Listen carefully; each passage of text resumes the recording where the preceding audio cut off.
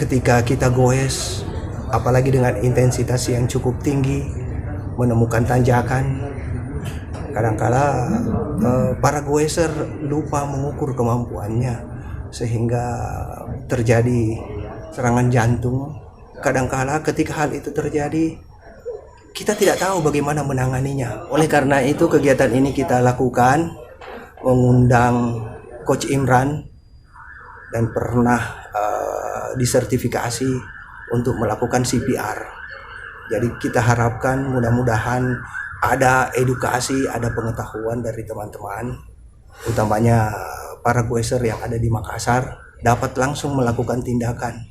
Minimal tindakan yang mereka lakukan ketika hal-hal seperti itu terjadi, gagal bernafas, gagal jantung, kita melakukan langkah yang tepat, bukan malah sebaliknya.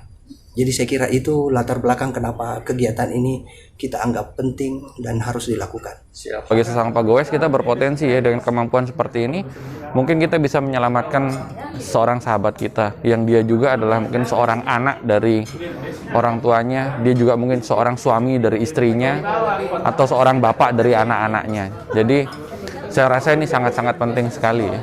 Semoga nanti lebih banyak lagi komunitas yang sadar tentang pentingnya kemampuan dasar untuk life support ini, sehingga tadi saya bilang ada kemungkinan kita yang terpilih untuk menyelamatkan orang lain. Saya rasa itu. Thank you.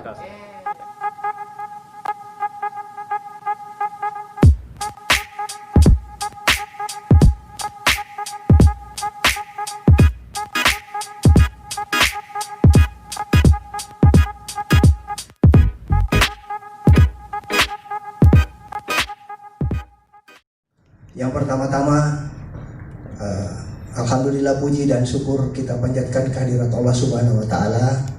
Kita bisa berkumpul dalam suasana sehat di tempat ini. Yang kedua, terima kasih atas kedatangan teman-teman.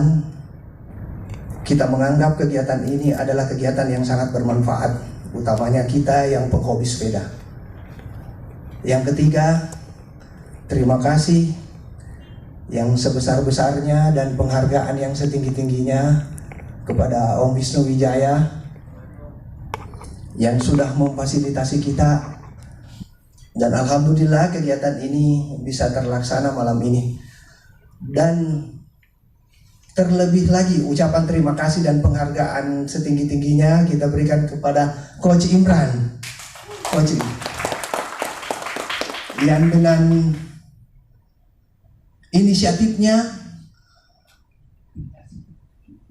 inisiatifnya tanpa ada permintaan macam-macam, mengusulkan sendiri untuk melakukan kegiatan ini. Padahal dia di luar rate-nya $1 per jam. Dan dia mau menularkan ilmunya, apa yang beliau tahu, dan sudah disertifikasi tentunya secara gratis kepada kita semua malam ini. Itulah mengapa saya merasa perlu memberikan penghargaan yang khusus untuk beliau. Kita berikan tepuk tangan lagi sekali lagi buat Coach Imran, jauh-jauh datang dari Sorowako. Jadi hal seperti ini sudah sering dibawakan oleh Coach Imran, utamanya di lingkungan perusahaan, dan ini merupakan suatu hal yang rutin dan ini sangat bermanfaat. Kita harapkan dengan kegiatan ini, kegiatan CPR dan PJM ya,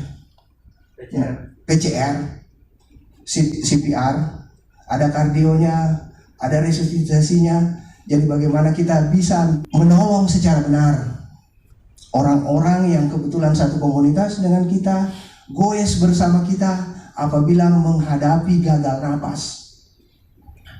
Jadi saya kira itu saja, saya tidak berlama-lama teman sekarang. Sekarang silahkan menikmati trainingnya. Kita harapkan semuanya praktik sebentar satu persatu. Untuk kebetulan ada boneka manikin yang bisa kita jadikan bahan praktek. Jadi silahkan. Tidak ada gunanya kita hadir di tempat ini kalau kita tidak praktek langsung. Jadi one by one teman-teman harus mencoba bagaimana melakukan itu secara benar. Karena minimal ini bisa kita gunakan untuk lingkungan keluarga kita. Jadi saya kira itu pembukaan dari saya. Silahkan dilanjutkan oleh Coach Imran. Lebih dan kurangnya segala pelayanan mohon dimaafkan.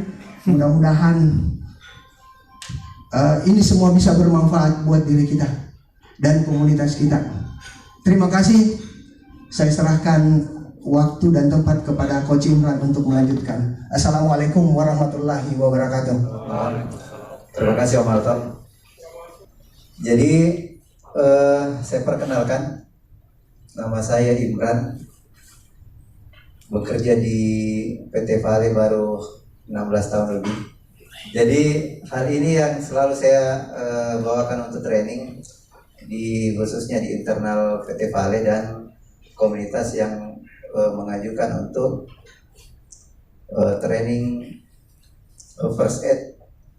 Jadi saya sampaikan kepada teman-teman di bawah bahwa kita sharing saja. Siapa tahu ada yang lebih, ada Dokter Agus juga di sini. Bagaimana melakukan CPR dengan betul. Jadi saya tambahkan ada 2 materi nanti, ada CPR, terus ada juga choking. Jadi bagaimana cara kita melakukan atau pertolongan apabila ada orang yang tersedak atau kita sendiri tersedak. Kemungkinan keberhasilan dalam penyelamatan bila terjadi henti nafas dan henti jantung, kita lihat kalau 1 menit begitu dia jatuh, terus kita ada di sampingnya, terus kita lakukan CPR, 90% orangnya bisa selamat. Tapi kalau 2 menit setelahnya, setelah dia henti nafas atau henti jantung, 50% orang itu bisa selamat. Tapi kalau sudah 10 menit, tinggal 1%. Jadi kenapa kita begitu ada yang henti nafas atau henti jantung, kita lakukan langsung cepat lakukan CPR. Karena kita lihat dari bagan ini begitu lama, kita cuma melihat saja, kenapa gedung ini, jantungnya mungkin. Diam-diam saja, sudah ini kita pukul-pukul, tempeleng-tempeleng, pukul-pukul tangannya. Waktu ini terus berjalan. Terus, makanya kenapa pada saat kita CPR itu waktunya dihitung. Begitu oke, kenapa 19.37 lakukan? Karena pada saat nanti ada dokter atau orang yang ahli datang, dia tanya, jam berapa kita CPR? Yang datang juga saya datang-datang aja. Jadi harus ditahu, karena begitu ada misalnya jam 19.38 tadi 37, terus kita lakukan CPR, dokternya datang, dia sudah tahu, ini kemungkinan orangnya hidup atau tidak, tinggal dilihat pupilnya besar atau tidak, tinggal lihat tanda-tanda kematian, itu dokternya akan sudah tahu nantinya. Nah, kita lihat di sini tahap penyelamatan korban henti nafas dan henti jantung, yaitu ada DR, biasanya kita pakai DR CAB saja. Danger. Kenapa harus danger? Begitu ada orang jatuh, yang pertama kita harus lihat sekelilingnya, bahaya sekelilingnya. Apakah misalnya orang ini ada tersetrum di situ, tiba-tiba dia jatuh, atau ada apakah sampai di kita lihat dulu, kita danger dulu. Karena prinsip penolong itu yang pertama diri kita dulu, tolong diri kita dulu. Kenapa harus kita tolong diri kita? Jangan sampai kita tolong ini satu korban, tapi karena kita APD-nya tidak ada, akhirnya jadi 2 orang yang korban. Terus yang kedua kita respon korbannya. Nanti ada tahapannya setelahnya. Terus kalau dia henti nafas, henti jantung, dia yang pertama dikompres, lakukan kompresi. Jadi kompresinya itu 30 kali. 30 kali dilakukan, nanti saya kasih contoh. 30 kali dilakukan kompresi. Terus kita buka jalan nafasnya, terus berikan 2 kali nafas bantuan.